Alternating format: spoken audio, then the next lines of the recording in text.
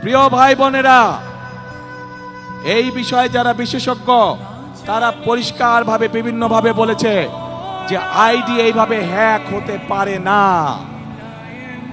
একটি রাজনৈতিক দলের একজন সিনিয়র নেতা জনগণের সামনে নির্বাচনের আগে এইভাবে মিথ্যা কথা বলছে, দলটি পর্যন্ত মিথ্যা কথা বলছে তাদের আইডি বলে হ্যাক হয়ে গেছিল, অথচ আইডি হ্যাক হয়নি তাদের।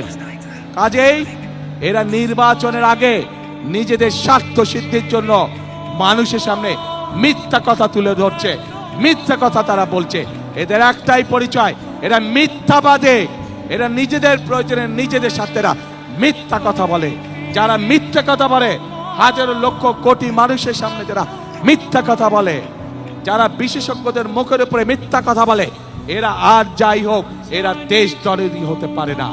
এরা আর যাই হোক এরা কখনো মানুষের দরদি হতে পারে না। এরা আর যাই হোক এরা কখনো জনদরদি হতে পারে না।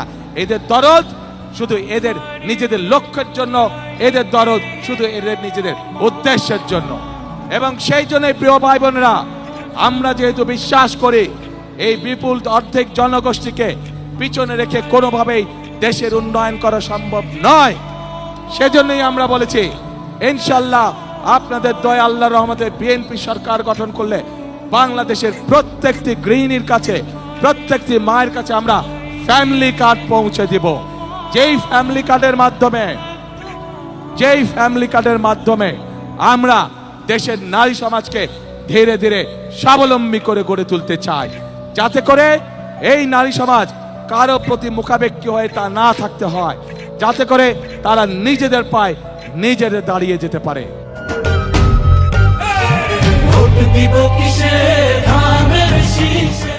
আজকে বাংলাদেশের তাবৎ মা বোনদেরকে বলবো আমি, যারা আপনাদেরকে এইভাবে অপমানিত করে তাদেরকে আপনারা কিভাবে জবাব দেবেন, আজ সেই সিদ্ধান্ত নেবার সময় এসেছে।